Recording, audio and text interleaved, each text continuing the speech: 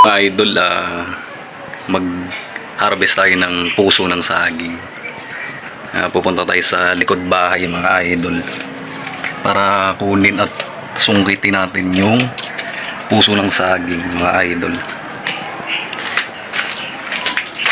Dahil may puso dito mga idol sa likod ng aming bahay, pwede na siyang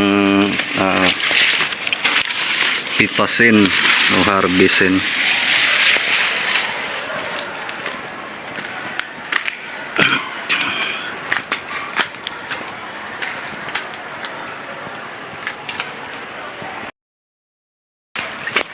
Yung mga idol, medyo masukal na dito mga idol sa aming likuran. Ayan. Dahil hindi ko na nalilinis. Pero pag may time ako mga idol, lilinisin natin to para mataniman ulit ng mga gulay. Ayun mga idol, yung puso ng saging mga idol. Hindi siya kalakihan kasi yung puno niya maliit lang. Ayan, harvestin na natin mga idol. Ito mga idol, meron tayong maliit na panungkit. Ito yung gagamitin natin pang sungkit sa puso.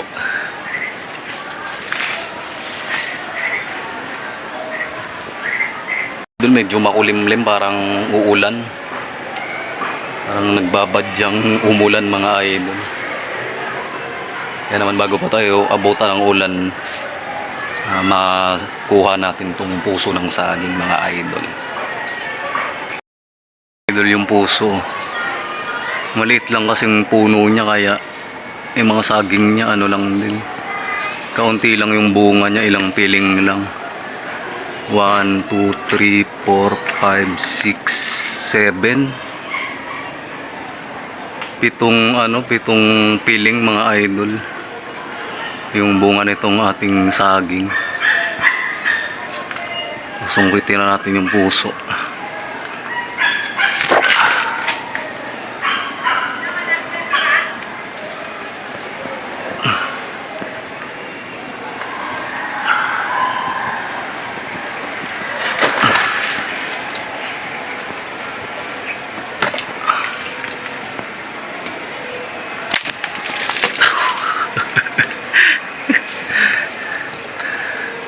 Marupok na yung panungkit natin mga idol.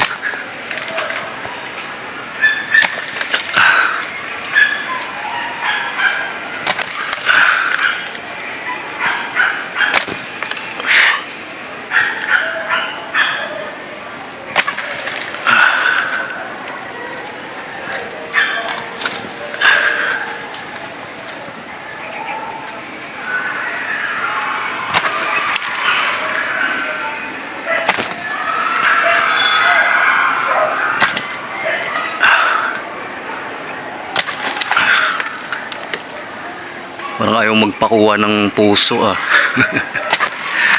Pinapahirapan tayo mga idol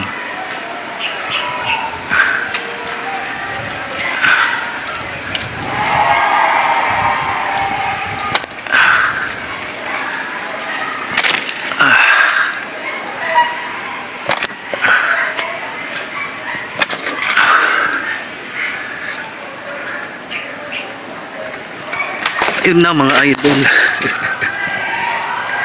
Nahulog na idol.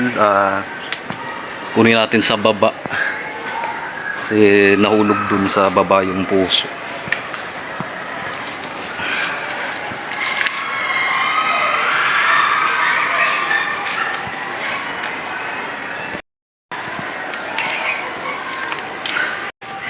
Yeah. Ito na mga idol, na sungkit na natin tong puso ng saging. Lulutuin natin to ngayon mga idol.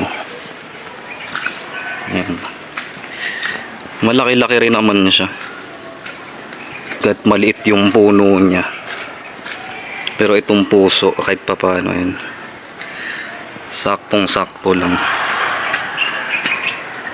Hindi masyadong malaki, hindi rin siya masyadong maliit. Yan, ayos. Meron na naman tayong ulam mga idol ngayong tanghalian. time to cook. Naglagay na tayo dyan ng mantika, bawang at sibuyas.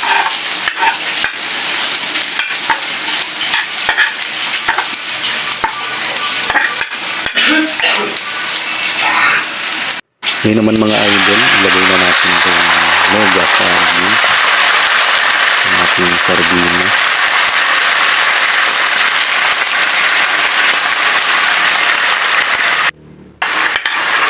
Ayan mga idol, ay gisa-gisa lang natin kasama ng ating mga nilagay na ricado.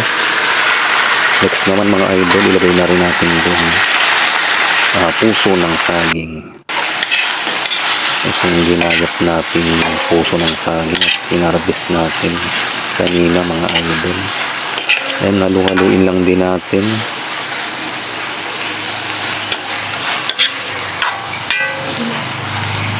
Pagkatapos nating haluin mga idol, ayan, lagyan natin ng tubig o sabaw.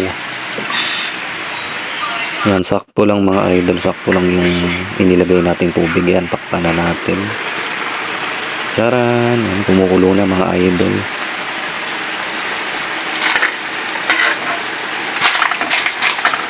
Ilagay na rin natin itong sotanghon. Dahil kumukulo na at medyo malambot na rin itong ating puso ng saging. Ayan, palambutin lang din natin yung ating nilagay na bihon. Lagyan na natin ng asin, magic sarap, seasoning, ang palasa mga idol. Ayan, halu-haluin ulit natin para kumapit yung ating nilagay na pangpalasa. Ito na mga idol, luto na tong ating ginisang puso ng saging with mega sardines at sotanghon. Tikman na natin mga idol. Yun o, wow, tamang tama lang yung lasa niya at timpla niya. Kain na tayo mga idol. Samahan niyo po kami sa tanghalian ngayon.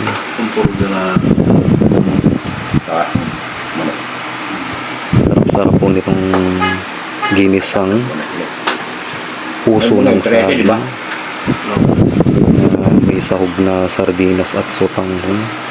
Fresh po natin hinarbis yan kanina.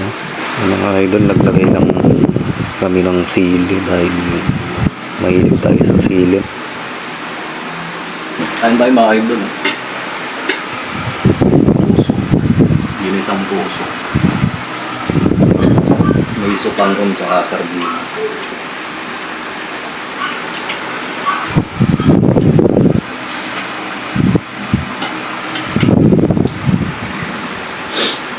Mga idol.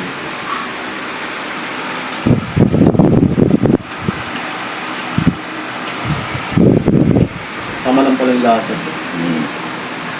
Nadagdagan pa pala umalat. Umalat.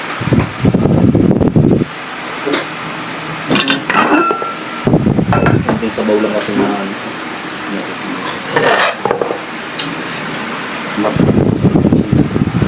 Hiro pa rito ang nagtilan mo lang. sumasik ito. Kakain pa lang. Ano lang po?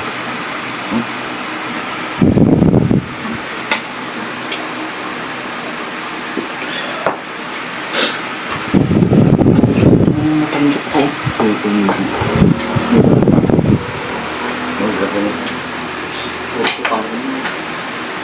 Wala yan po.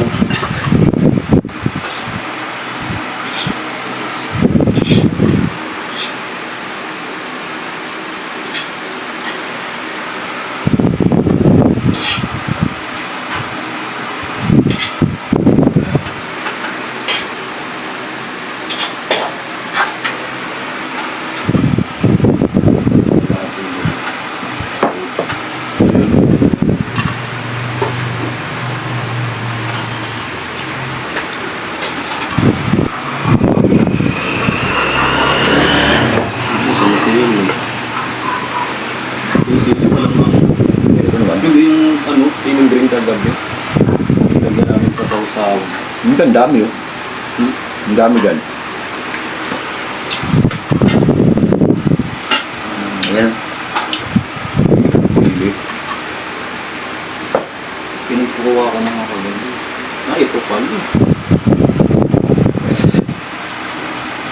Mga siling green. Dali sundo niya ngayon, kaya rin. Kaya tayo rin. Punta dito. Wala. Kasi susunod rin yun. Di ba? Tapos nun, sundo niya sila si Eril.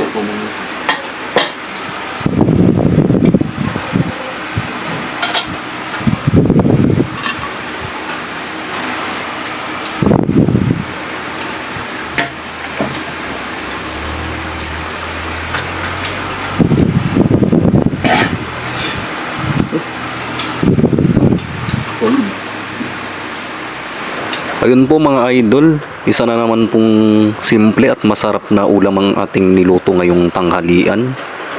Ang ginisang puso ng saging na mayroong sahog na mega sardines at sotanghon mga idol. Simple, masarap at healthy din naman ang puso ng saging mga idol. So ayun po mga idol, hanggang dito na lang po ang ating video. Please naman po pakisupport nyo naman po ang aking YouTube channel. At paki-like na rin po ang ating video ngayon. At mga idol kami Strip Vlogs, paki-subscribe nyo naman po itong aking channel. And maraming salamat po sa inyong lahat. Kita-kits po ulit tayo sa ating susunod na vlog, sa ating susunod na content mga idol. And maraming salamat po sa inyong walang sawang pagsubaybay. Thank you po.